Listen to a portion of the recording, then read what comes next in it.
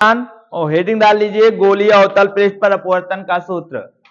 Heading डाल लीजिए गोलीय अवतल पृष्ठ पर अपवर्तन का सूत्र। गोलीय अवतल पृष्ठ पर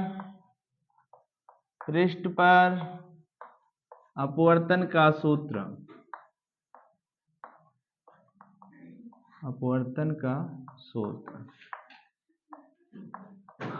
तो इसके अंतर्गत दो प्रकार के गोलीय पृष्ठ लेना है, एक अवतल एक उत्तल। तो सबसे पहले अवतल हम ले ही चुके हैं ना, आपको लेना है इसके बाद उत्तल वाला। तो अवतल बना लेते हैं हम लोग। ये चित्र आप लोग बनाएंगे। ये कौन सा पृष्ठ है? अवतल। और ये इसका क्या बनाने जा रहे हैं? मुख्य अक्ष। यहां बनाएंगे क्या? ध्रुव। ठीक है। वस्तु को कहां रखने वाले हैं? कहीं भी इस पर रख दीजिए, मुख्य अक्ष पर ही रखेंगे वस्तु को। कहां रखने वाले हैं? ये रहेगा आपका विरल माध्यम और ये आपका रहेगा सघन माध्यम। सघन माध्यम जिसका अपवर्तनांक हम n2 कर लेते हैं और विरल माध्यम का अपवर्तनांक n1 कर लेते हैं। यहां से प्रकाश कहीं भी मुख्य अक्ष पर वस्तु को रख लो, हम यहीं पर रख देते हैं। यहां पर वस्तु को रख दिए हैं और आपको पता है यहां वस्तु रखा गया है, इसका प्रकाशीय केंद्र हम यहां बना लेते हैं। यहां से प्रकाश चलेगा, पृष्ठ पर जाएगा, आपतित होगा। पृष्ठ पर क्या हुआ? आपतित हुआ। आपतित होगा। इसके बाद क्या करेंगे हम लोग? देखो, एक माध्यम से जब दूसरे माध्यम में प्रकाश जाती है तो आपको पता है या तो अवलंब की ओर झुकती है या अवलंब से दूर भागती है। लेकिन आपको यह भी पता है जब विरल से सघन में जाती है तो क्या होता है? अवलंब की ओर झुकती है। तो अवलंब बनाना पड़ेगा कि नहीं बनाना पड़ेगा? अवलंब कहां से बनाते हैं? तो सेंटर से। याद रखना, अवलंब कहां से बनाएंगे? केंद्र से ही बनाएंगे आप लोग। ठीक है। अब क्या करेंगे? अवलंब डॉट डॉट से बना देते हैं ताकि स्पष्ट रहे कि हाँ अवलंब बना हुआ है। ये अवलंब हो गया। ठीक है। अब थोड़ा सा अवलंब की ओर क्या होगा? ये झुक जाएगा। तो अवलंब की ओर थोड़ा सा इसको झुका देते हैं, इस प्रकार से ये झुक जाएगा। थोड़ा सा झुकाना है इसको। ठीक है। अवलंब की ओर ये झुक गया। इसको डॉट डॉट से हम क्या करेंगे? पीछे की ओर बढ़ाएंगे। क्यों पीछे की ओर बढ़ाएंगे? क्योंकि हमें प्रतिबिंब बनाना है। ये सीधा निकल जाएगा ऊपर तो मुख्य अक्ष पर कहीं काटेगा है नहीं। तो हमें क्या करना है? प्रतिबिंब बनाने के लिए क्या करेंगे? हम इसको डॉट डॉट से पीछे बनाएंगे तो हमारा यहाँ पर क्या बन जाएगा? प्रतिबिंब आई बन जाएगा, इमेज बन जाएगा। इसको हम लिख देते हैं ए, इसको लिख देते हैं बी और यहाँ पर इसको एन लिख देते हैं और यहीं पर एक क्या खींच देते हैं? अवलंब, नॉर्मल। ठीक है। इसको हम कर देते हैं यम। क्लियर।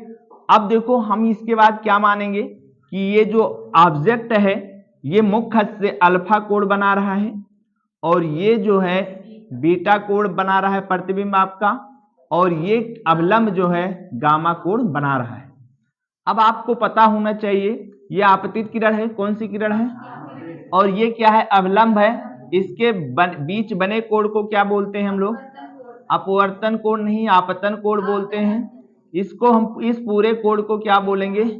आपतन कोण बोलेंगे। ठीक है। यहां लिख देते हैं ये पूरा कोण आपका आपतन कोण है। और ये कौन सा कोण होगा? ये अवलंब है, ये अपवर्तित किरण है। इसके बीच बने कोण को हम अपवर्तन कोण कहते हैं, आर कहते हैं। क्या बोलते हैं? आर कहेंगे। ठीक है। याद रहेगा क्या कहेंगे? इसको आर कहेंगे। और ये आर है। आपको पता है यदि दो तिर्यक रेखा एक दूसरे को क्या करे? काटे तो सम्मुख कोण क्या होते हैं? बराबर होते हैं। इसको कहते हैं हम लोग शीर्षाभिमुख कोण। यहां देखिए ये वाला किरण ऐसे गया और ये पीछे की ओर ऐसे आया, आया कि नहीं आया? ये वाला किरण देखिए सीधे जा रही है और एक किरण अवलंब वाली काट रही है कि नहीं काट रही है? ये वाली किरण इस बिंदु पर काट रही है। तो ये जब आर होगा तो ये भी कितना होगा?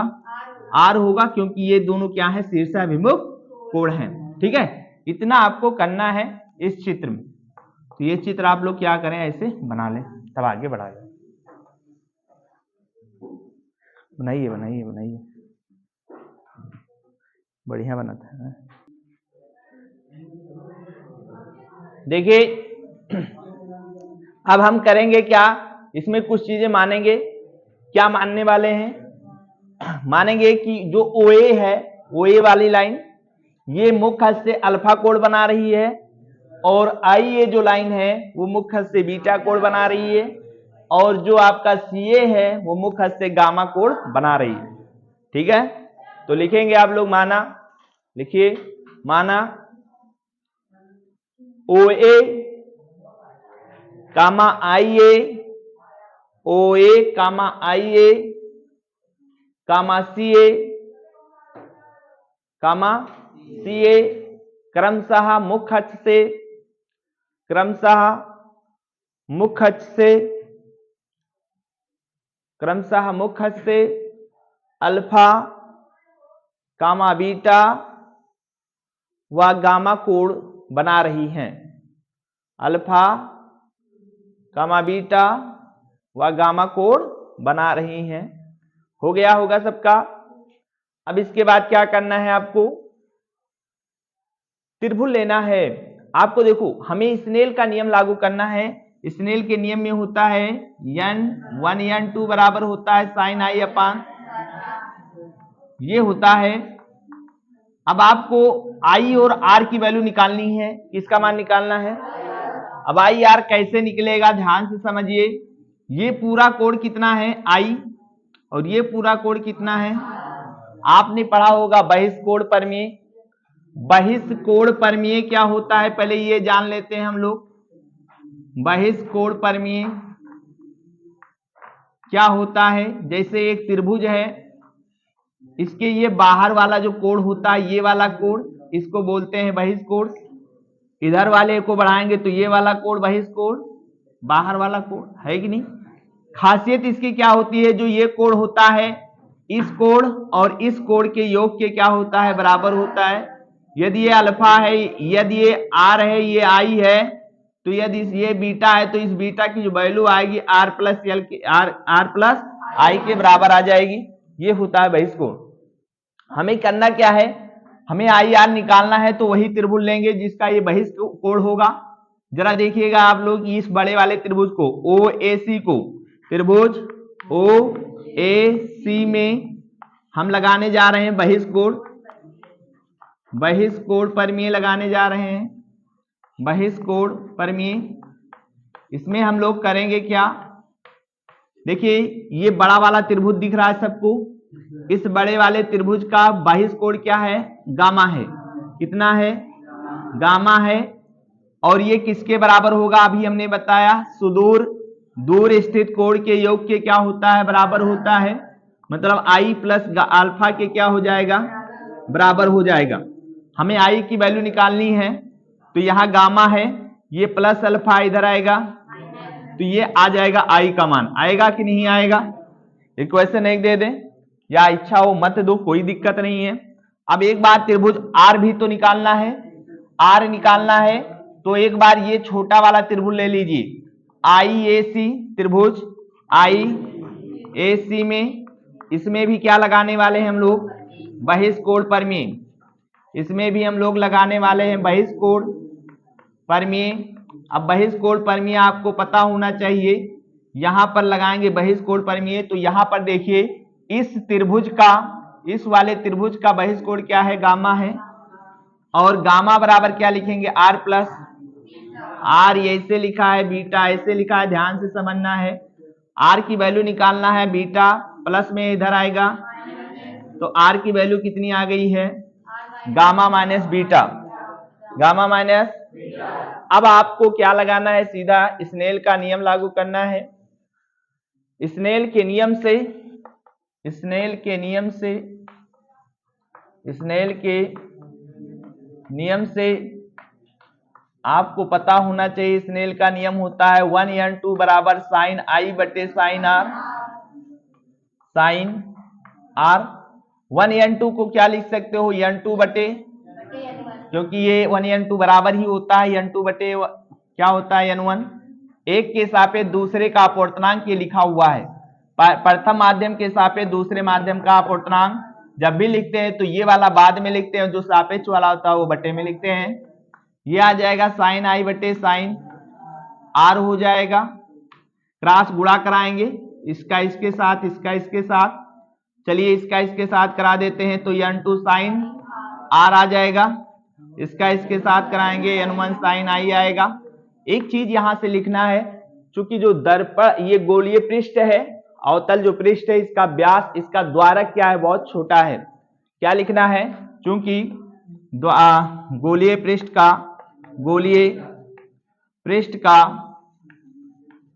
का द्वारक बहुत छोटा है। अब जैसे छोटा होगा तो आपको लिखना क्या है, बहुत छोटा है, अतः आपको लिखना है साइन आई को साइन आई नहीं लिखेंगे, साइन आई को आई लिख लेंगे आप लोग, तथा क्योंकि छोटा हो गया, रेडियन में मापें तो बहुत छोटा हो जाता है, साइन आर को आर लिख लेंगे हम, लगभग हो जाएगा। अब इस वैल्यू को इसमें उठा के रख दें, इक्वेशन 3 बना लें। अतः हम क्या करें, समीकरण 3 से इसमें हम वैल्यू रख देते हैं।